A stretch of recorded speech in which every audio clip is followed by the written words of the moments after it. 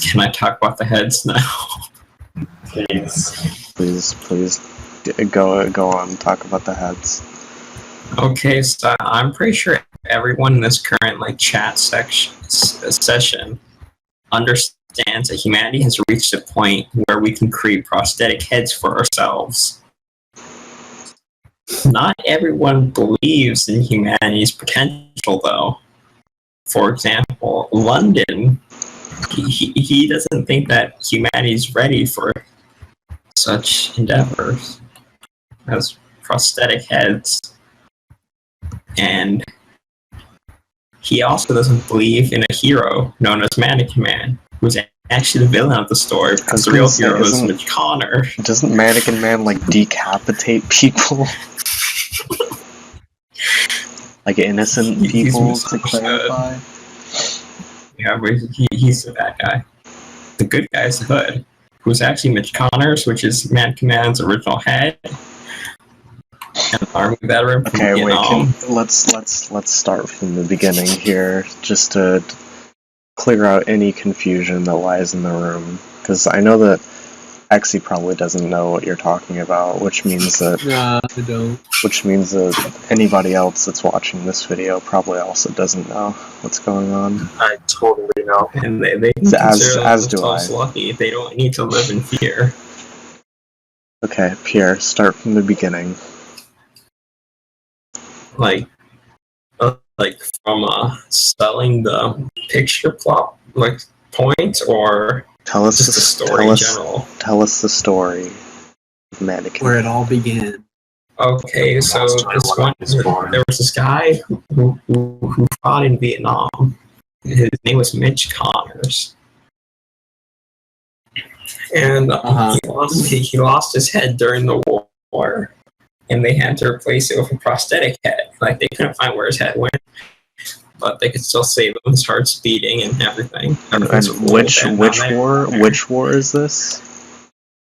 Oh, it's the Vietnam World War. I mean, the Vietnam War.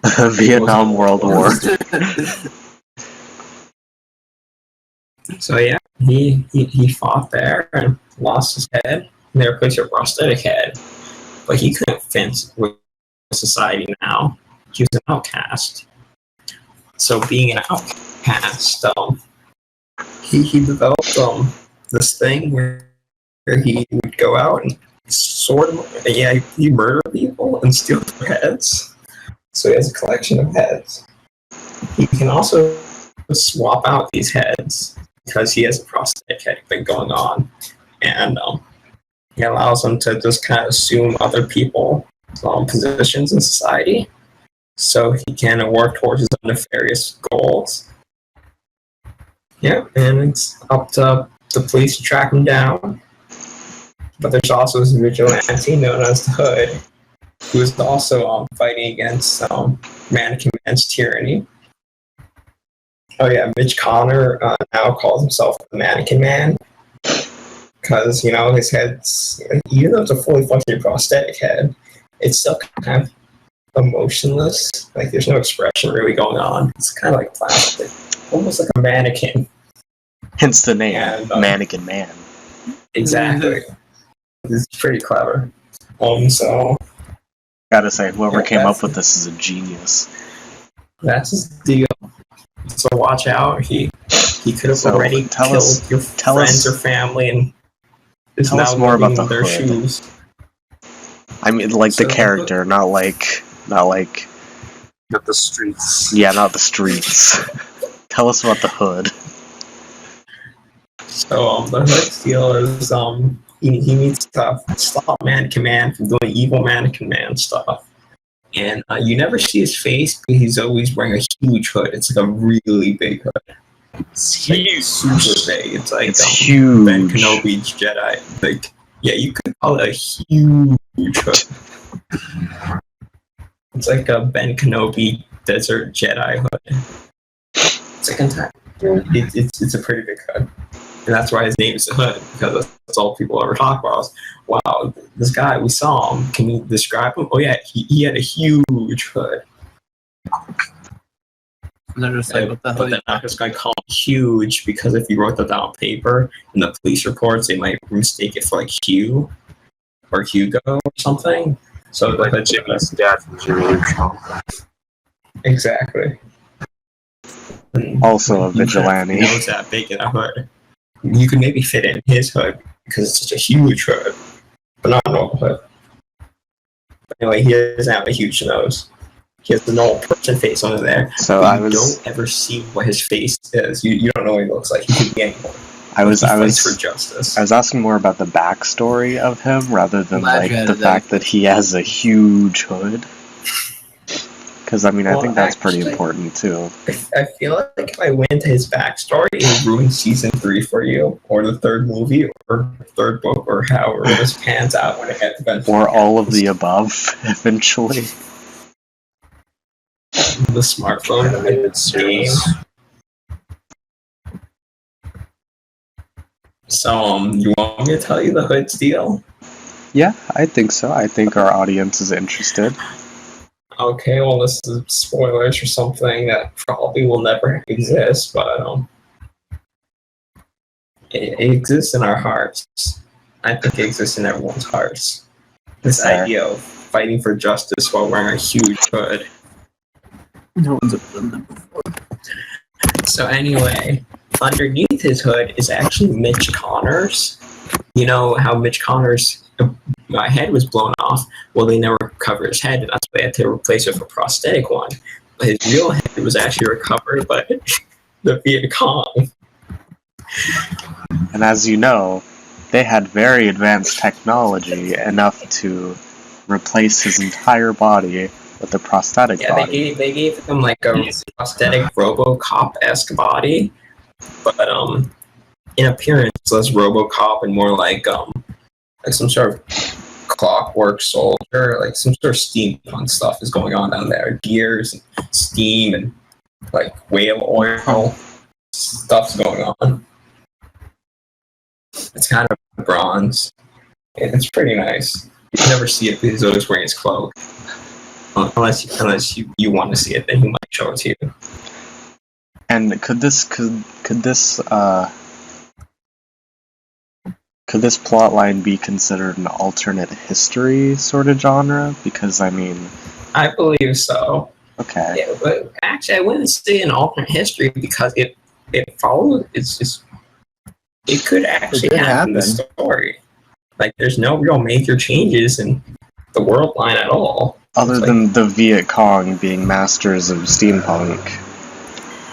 how else could they have, like, I'm not sure if this is true. Like, I've heard whispers on the streets, which is probably wrong. Whispers on the Possible, streets but- about the Viet Cong.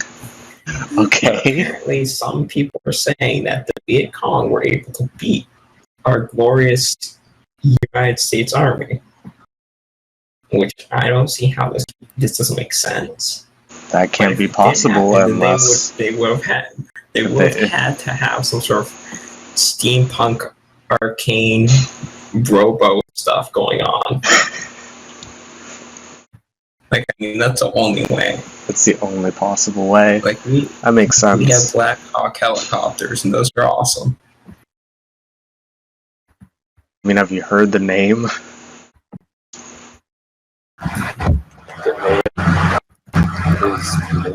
So that's about the story of Mannequin Man. The only other major players in the story is maybe the investigators who are following the Mannequin Man case, but they're kind of where like the audience can see the story. It's supposed to be like someone the audience can relate to because they don't have a mannequin head, most likely, and they don't have a cyborg steampunk body. So it adds Yeah. it adds that bit of relatability to the story because Yeah, the, you two, can the two relate- main you can relate characters to are yeah. the Okay. main characters, since they're just average people following this case, Yeah. trying to protect the world in their own way.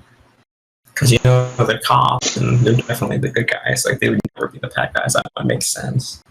That'd be stupid. And what would you say is your main inspiration for this story? Where do you draw these ideas from?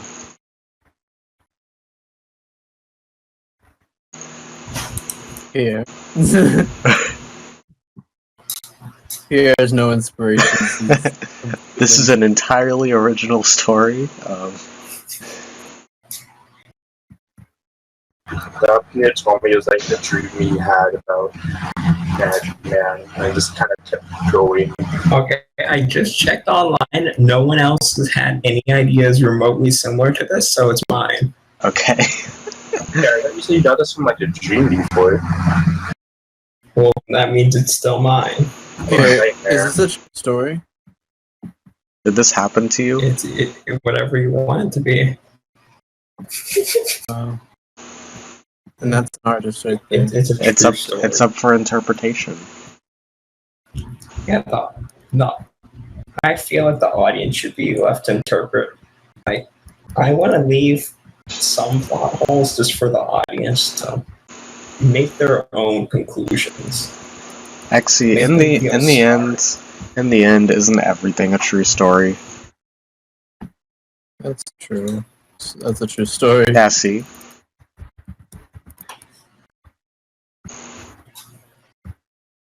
You got me. Oh yeah, you were recording all this, weren't you? Of course. Yeah, I kind of got into it. Now back to I gotta play some more Under Ignore. What? Under Ignore. Oh, It's a new game. It's awesome. yeah, it's the companion game It's to like a Overwatch. It's like a racing It's like a racing MOBA. A MOBA where you Okay. race. Look forward to Under Ignore coming out November 20. 20XX. Oh yeah, sure. And check out Mannequin Man. Come to theaters, bookstores, and Some other Your really local business cassette channel. cassette tape near you. See you next time on Bingleton Dash. Buy my audio.